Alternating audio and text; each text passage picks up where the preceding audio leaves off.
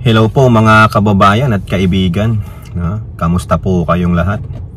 Hopefully, nasa mabuti po kayong kalagayan. After na mapanood nyo yung mahigit sa 5 oras na Senate hearing ni Senator Ronald the Puncher Authentic Idiot De La Rosa. Siguro sa mga kakampi niyang mga Duterte despicable supporter, tuwang-tuwa sila dyan. Kasi they are milking it para lalong sabihin, patunayan na bangag ang ating Pangulo. Maski na sabihin pa ni Senator Puncher na ang tanging layunin niya ay maipalabas kung sino yung naglabas o nag-leak nung pre-operation report na ang pumirma nga ay yung kanyang professional liar, no? Ika nga nung isang ex-PDEA agent na professional storytelling liar, STL. Biruin nyo lahat na po, no? Sabi na nating majority nung mga nakatrabaho niya, naging boss niya, and even si Senator Jinggoy is really telling, no, that the character of that resource person is not credible. Parang sa korte, no, merong isang witness that upon betting, upon investigation, you cannot rely yung lahat ng sasabihin niya kasi mapatunayan na ito ay sinungaling, ito ay maraming krimen, even though some of them are dismissed, but you will tell. Bakit ang daming kaso niyan? Ang daming nag-file ng kaso. Anong karakter meron siya? Mabubusisi, no? Yun ang hindi maintindihan ni Senator Bato. No? Pero bago po tayo magpatuloy, nandito po tayo mga kababayan at kaibigan sa isa na namang mall, no? Sinamahan ko po yung misis ko, no? Kasi day off niya ngayon. Ako lang ang naging driver. Ano po ako? Uber driver lang po ako, no? Sa likuran natin, yung likuran ko, puro mga charging station ng Tesla yan. Nandito po ulit ako sa Passion Valley sa San Diego, no, kasi may pasok ang mga bata, so for the meantime, no, dito muna maggala-gala, no. So shout out sa lahat ng ating channel members, followers, subscribers, nagla-like at nagsishare ng ating mga videos, no. Sa mga moderators ng ating channel, kung meron man tayong video premiere, shout out po sa inyo, kay Kai, no, na naglalakad ng ating channel, at kay Tita Aurora. Okay, so tuloy natin yung Senate hearing na ito. Itong PDEA leaks, napaka-controversial. Hindi ko alam kung bakit talaga kinuha ito, no, minoto proprio ni Senator the Puncher Authentic Idiot Ronald De La Rosa. Mapapakamot ka na lang, saka mapapamura ka. Mumurahin mo talaga si Bato na may gusto siyang patunayan talaga. Tulad ng sinasabi ko sa previous vlog ko, gusto niyang patunayan na napakagaling niya bilang isang senador, bilang isang dating PMP chief, isang dating PMAyer, no? Isa lang naman ang nakikita natin dito, sa akin pong opinion, na gusto niya masatisfy niya yung kagustuhan ng kanyang master. Sino yung master niya? Di yan, si Digong, di ba? Kasi sinabi nga ni Digong, dun nga po sa huling mautog rally nila sa Dumaguete, na pagkatiwalaan nyo si Bato, mailalabas niya yung dokumento na yan, mahusay yan. At syempre, eto pa, pangalawa, no? Una, di ba, to satisfy yung kanyang sarili, being a narcissistic himself, to satisfy his boss. The third one is babango ang pangalan niya.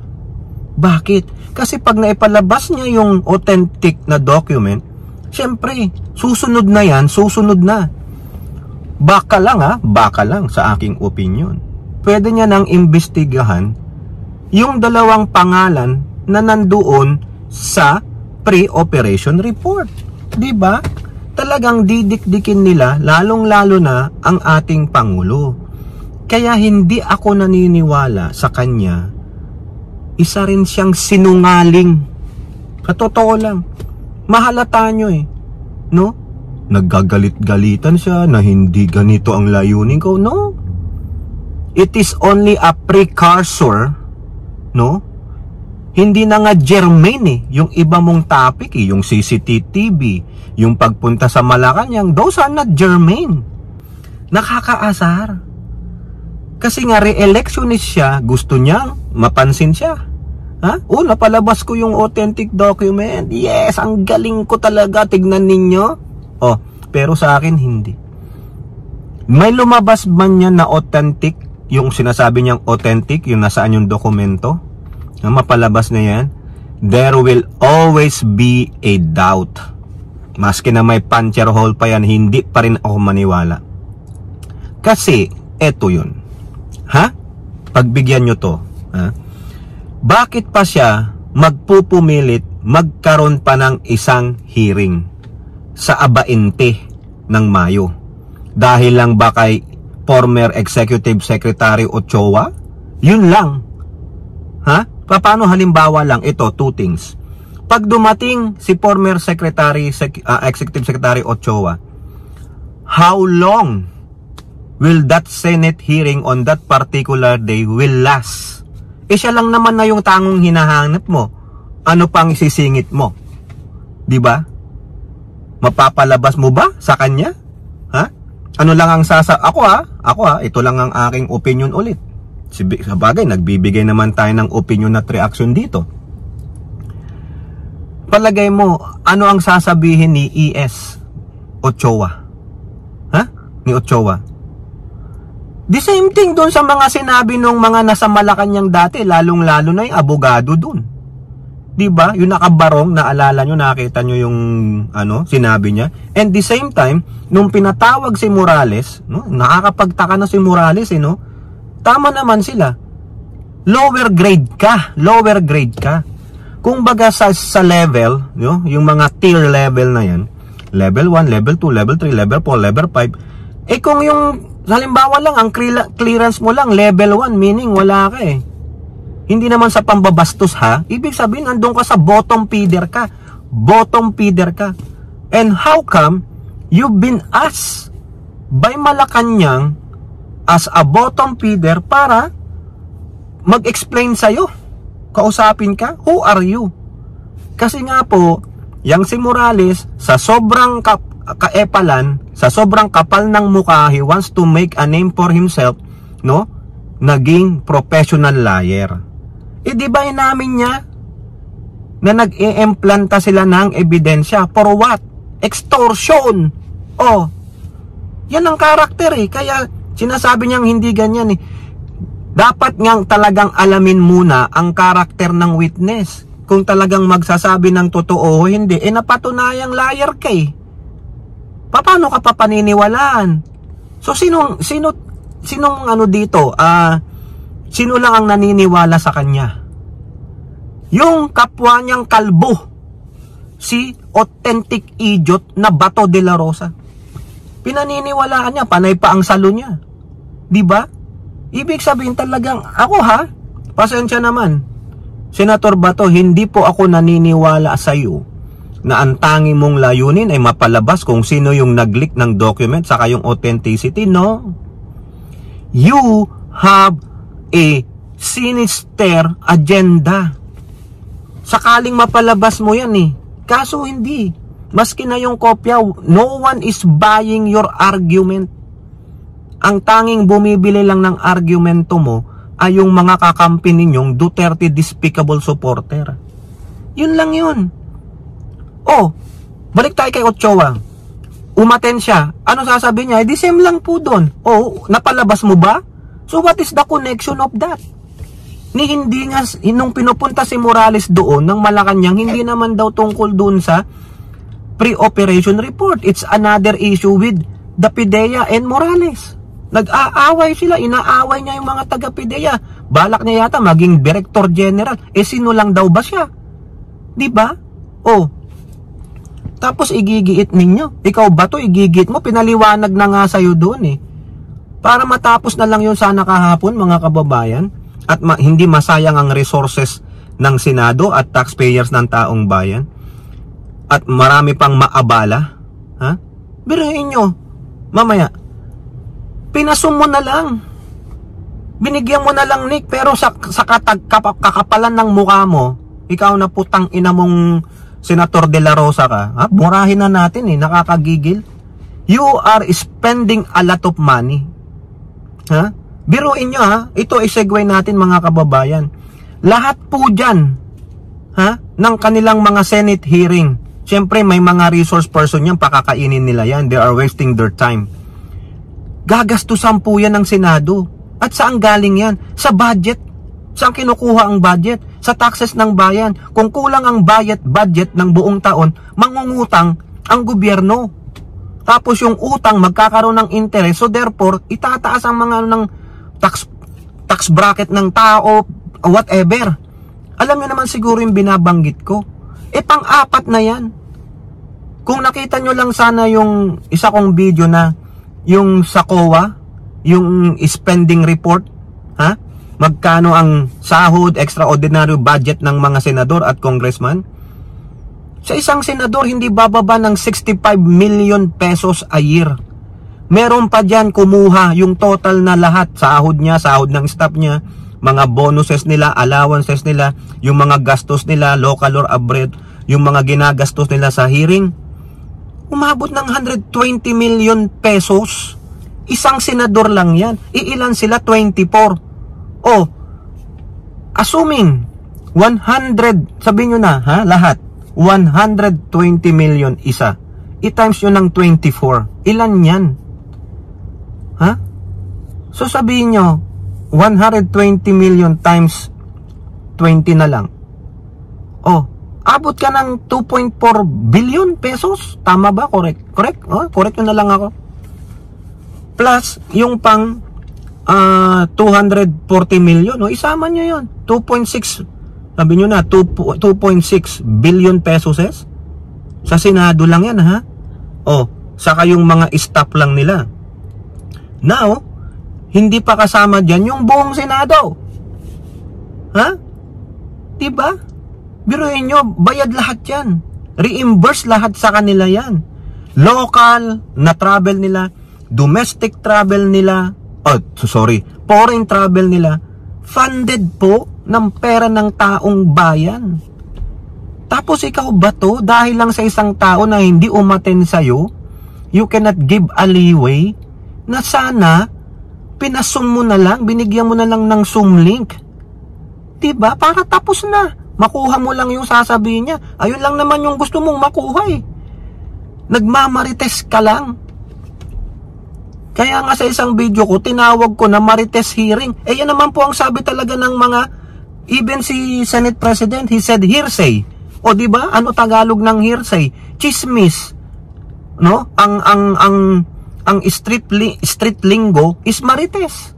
Diba? Kayo mga kababayan, nakakapagngit-ngit, yung 5 oras, walang napatunayan Nasaan yung dokumento? Ikaw ba to? The puncher. Nasaan? Did you pinpoint where is it? Alam nyo kung sino nakapag-pinpoint?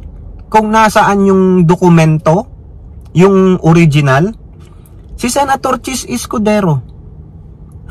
Paano ko nasabi?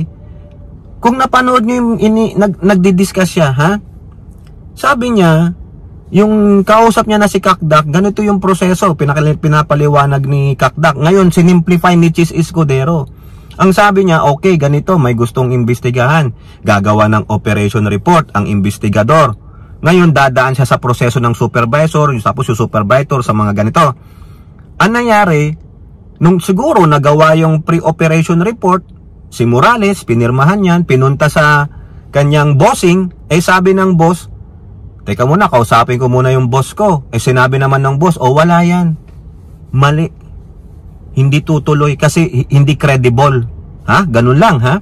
Ngayon, so nung wala nangyari. Hindi na ilagay sa isang operational report. Hindi itutuloy. So therefore, walang control number. Kasi daw po, pag may control number ayon kay General Kakdak, no? Talagang tuloy yun. Na i-report, na i-file. Ngayon, ang sinasabi ni Chis Escudero pa, ako nga, nung wala na ako sa Senado, at naging governor ako, na wala ako bilang governor, balik Senado. Nung time na nasa office ako, nung aalis na ako ng office, no? Nung hindi na daw siya senador, nag-uwi siya ng mga ilang dokumento.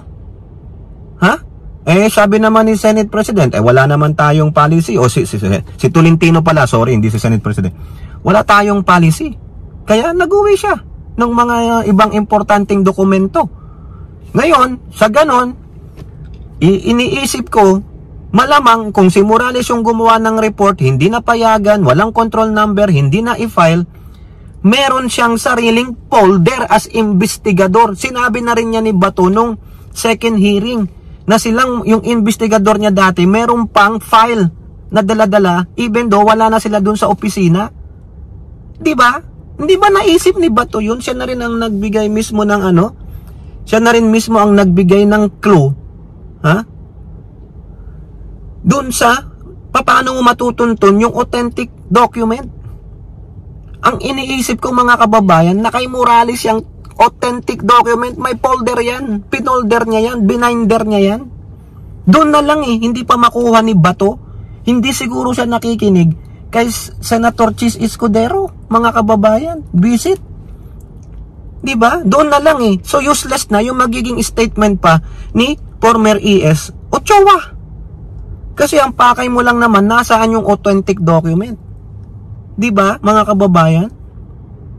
Kung nakikinig lang siya at matiwasay niyang inaanalisa yung sinasabi ni Chis Escudero, malalaman niya gigisahin niya si Morales. Pero ang ginigisa niya, ang PIDEA. Gusto niya ang PIDEA ang nag-leak. Wala nga. Hindi nga dumating sa filing. Hindi official filing. Walang control number. So therefore, sino yung may hawak? Di yung may hawak, di yung gumawa ng report. Puta na, napakadali namang isipin nun. Di ba kasi siyang investigador Ano ba ang next move niya? Di ba sabi, ibibigay sa director niya. Yung director niya hindi nga umabot Pero si Morales, tinago, bininder niya. Hindi nag-iisip si Bato, doon pa lang, connect the dots. You connect the dots doon sa sinasabi ni Bato, siya sa sinasabi ni Senator Chis, nandun na, alam mo na, tama si Jinggoy. Ikaw ang nag-leak, Morales, nasa iyo ang original, pero ang ginawa niyan, sinred niyan, tinapon niya, baka sinunog niya, pinotocopy niya lang. Saka ito pa, bakit hindi si Bato, laging tinutulungan si Morales, hindi niya gisahin? Kasi ganun ang ginagawa nila sa resource person, di ba? Bakit yun? Parang alaga niya, ang resource person niya? Kasi iba ang layunin Ang layunin is hindi doon sa PIDEA leak. It's about those two names in that document. Kasi gusto nga nilang pabagsakin si Pangulong Bongbong Marcos, pero it will not happen. Pinatitigil na nga siya Di ba nga nagreklamo na nga si Chis Escudero nung narinig niyang ipapatawag pa si Ochoa, biglang sabi niya, ganito, di ba? Parang sinasabi, para saan pa? Kung baka ganun sa akin sa pagkakaintindi ko, parang gusto nilang sabihin ni Senator Chis, para saan pa? Ikitang-kita naman natin na hindi mo mapapalabas yung authentic document kasi wala na. Gisahin mo, Bato, sa next hearing, gisahin mo si Morales. Kakanta yan. Sabihin mo ipakukulong kita, kakanta yan. At the same time, bakit siya umaakyat kay Maharlika kung sinasabi niyang kakasuhan niya, galit nga ako dun sa vlogger na yun Ha? Bakit ka pumiyok na ikaw yun? Antayin mong patawag ka ng Senado. Antayin mo ang Senadong mag-imbestiga. Hindi. Ini-initiate nyo ni Maharlika Di ba? Gago kayong pareho kayong professional liar, no? Professional storytelling liar. Di ba? Ganon kayong dalawa, pareho kayong jukebox, king and queen kayo. Anayopak. Yan. Meron pang isa na hearing. So ano, mapapalabas mo ba to? Wala. Gusto niya lang malaman anong opinion ni XES Ochoa. Yun lang. Na kay Ochoa ba yung authentic document? Wala. O di sayang na naman yung time, money and effort. Putang ina. Pero yan, sasabihin ko sa inyo ha, pag lumabas yung dokumento na yan, di na ako maniwala kay Bato. Wala nang credibility. Even Bato, hindi rin ako maniwala. Baka parte na rin siya ng STL. Tang ina. Yung simple-simple niyan eh. Ang dami pang dapat gawin, Bato. Isulong mo yung ROTC mo. Hindi yan nagpapakano ka dyan sa walang kwenta. Hearsay. Hindi nga ma-produce eh. Chismis. Marites. Palibasa si Bato, dakilang marites. Putang inan yan. Buisit. O eto pa. Ha? Ito namang jokebox queen dito na di umano daw ha. Black Widow siya. Dahil nga doon sa nilalabas ng isang vlogger na nasa atin. No? O, matindi po yun. Hanggang ngayon wala pong rebuttal yung si Black Widow ha. Si Black Widow. Ang tindi nun mga kababayan. Kung totoo yun, walang kredibilidad. Kriminal. No? Nakalusot lang. Sa totoo yan, maraming nangyayari dito yan, mga Black Widow. Nung isang araw lang, nagbabasa ako ng balita sa Yahoo US ha. Ayun, bumungad sa akin. Isang Pilipina na taga Arizona. Ang asawa ay retired military. Alam nyo ginawa? Yung kape, tuwing hahandaan niya ng kape yung mister niya, nilalagyan niya ng bleach. Bleach. Nilalason niya. Nilalagyan niya siguro Clorox yun o whatever. Ha? Basta bleach. Ngayon, yung lalaki, parang nanghihina siya. Pa-doktor. O, natagpuan, may mga traces of bleach. Nagduda na siya. Naglagay na siya ng CCTV. O, baka hindi tulad yung kay Morales. Yung CCTV ni Morales, pang vlogging na cellphone. Yun. Nakita na huli yung babae. Ha? Buti na lang hindi namatay yung asawa niya. Ang sabi na lang nung ano ba yung sabi? Siya ba yun? Siya ba yung sinabihan na naawa pa yung asawa eh. Alam ko eh. Nakalimutan ko lang eh. Naawa pa yung lalaki na sana wag nang ikulong yung babae kasi may mga anak sila. Kita nyo yan? Alam nyo kung bakit niya gustong patayin yung asawa niya, yung Pilipina? Ha? Yung Pilipina? Dahil sa insurance money. Insurance money. Okay? Yung Pilipina, nagpagawa na ng bahay dun sa hometown niya sa Pilipinas. Yun, tiyak yun. Bahala na ang jury sa kanya kung mapapakausapan na wag siyang ikulong. O going back to Maharlika, yung kino-complain niya ang tagal-tagal, pati daw yung drug testing ng Pangulo na 2 minutes and how many seconds lang. Alam yan dyan. Alam yan nung professional liar na jukebox queen. Alam niya. Kung sinasabi niyang siya ay nurse, siya ay caretaker, at babae rin siya. Kung alam niya ang pregnancy test, it will not last, it will not give you a result na mag-antay ka ng 3 minutes and beyond. Diba? Mabilis nga, sabi nga nung doktora eh.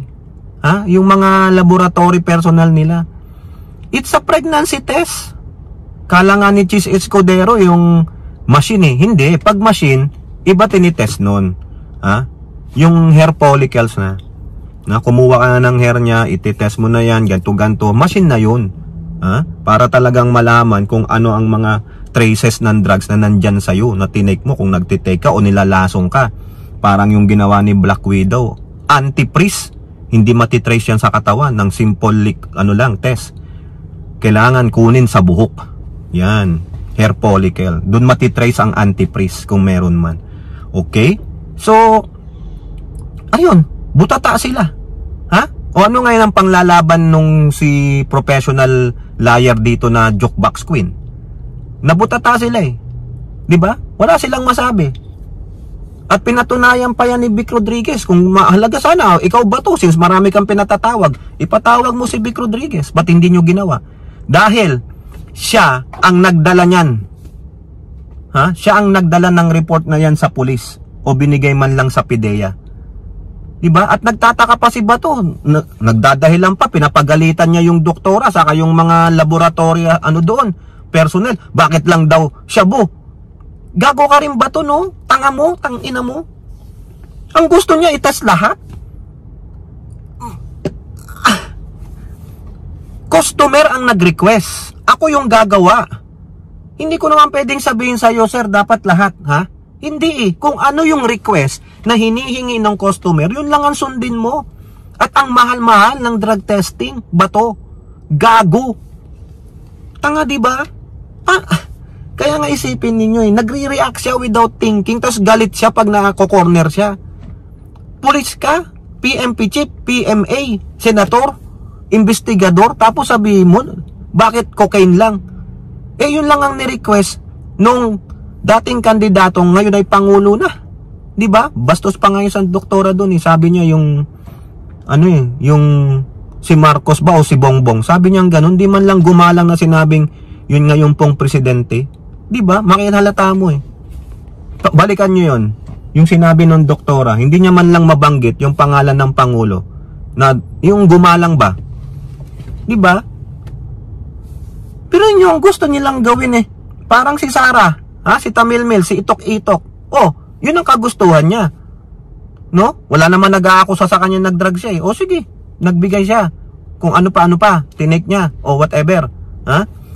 Eh ang inaakusa kay Pangulong Bongbong Marcos nung tatay ni Itok-Itok, nagko-cocaine. O ayun. Alam pa lang magbigay, mag-ano pa ako ng kung meron man. Diba? Manghihingi pa ako. Gago eh. Ang gusto sa isang test, lahat kunin na. Anong palang gagawin nyo nung laboratory, yun lang ang hiniling mo. Ba't mo nun ako binigyan ng daming report, di ba? Makita mo yung insinuation ni Bato, gago lang. Nakakaasar, nakaka-high blood mga kababayan. So yung issue ng drug testing, bakit ganun kabilis? Wala na, basag na sila. Ano ilalabas nyo ulit? Sumisigaw pa rin kayo ng bangag-bangag? Wala na eh. Tapos na. Kumbaga, tapos na ang boxing. You stop your ridiculousness. You stop your stupidity. You better stop your nonsense. Wala na. Ang ginagawa nyo lang talaga ngayon is character assassination, trying to put down the legitimate presidency o government of President Bongbong Marcos. Wala eh. You cannot even show an iota of proof. Iota, mint katiting. Nakatibayan na evidence na talagang ganito nga ang Pangulo, nagdodroga. Ano nyo ngayon? Yung sinasabi niyang blue book, for what? Sinong gusto nyong gibayin? Si First Lady? O bakit? Nasa gobyerno ba si First Lady? O, di ba? Gago. Dapat sige. Ang magala, idemanda nyo si First Lady. Idemanda ninyo. Wala naman siya sa gobyerno eh. Sa totoo lang eh. May Office of the First Lady. Oh, mag-quit siya dyan. Demandan nyo siya. Kung siya nga yung gumagawa ng mga desisyon dyan. Diba? Alamin nyo muna kung government employee si FL Lisa. Diba? Kung tumatanggap siya ng sahod from taong bayan. Ngayon, kung ganon, sabi nyo mag-resign ka dyan. Sabay i-demandan ninyo. Kasi ginagamit nyo si FL Lisa para pabagsakin si Pangulong Bongbong Marcos. Hindi mangyari yon. Hindi papayag ang mga supporter at loyalist ng Marcoses. No? Marcoses yan. Maski na paano pang katarantaduhan ni Jaime. Marcos is Marcos. Ang daming proyekto ng Pangulo, ang daming ginagawa ng Pangulo, kayo nagde-destabilize. Nakakasawa po eh. Hindi na tumino ang bansa. Paano? Gigil na sila. Gusto nilang hawakan ng Pangulo sa leeg, diktahan. Kala nila malambot ang Pangulo. Hindi. Hindi nga makaporma ang China eh. Oh. Gusto nyo diktahan ng Pangulo, mga eng-eng pala kayo eh. Diba? Oh. So drug testing, wala na yan. Credibility ni Bato, wala na rin kredibilidad dyan. No? Huwag nyo nang iboto yan mga kababayan. Pwede lang please, huwag nang iboto. Last nya na yan. Pati sigo, umepal pa dun. Tatanong-tanong pa sa drugs. My God, pampahaba lang ng oras. Gusto lang makita siya ng taong bayan para may ginagawa sa hearing-hearing. Nung almost previous years niya wala nga siya sa mga hearing. Hindi nga siya makapag-preside, ng kanya. Ano bang chairmanship ni Go? Di ba? Tanggalin nyo na yung inchik na yan. Tangkinan nyo. Walang silbi yung mga yan. Tanggalin nyo, wag nyo ibabalik yan. Buti pa si Tolentino talagang may alam. Oh, pero grandstanding din, no? Oh, kayo po, mga kababayan. So, marami pa, no? I-review natin yung mga video. Yung video na yun, na 5 hours visit. Oh, okay, kayo po. Ano pong inyong masasabi? Comment down below. And don't forget to like and share. Hope to see you on the next videos. Bye-bye. God bless.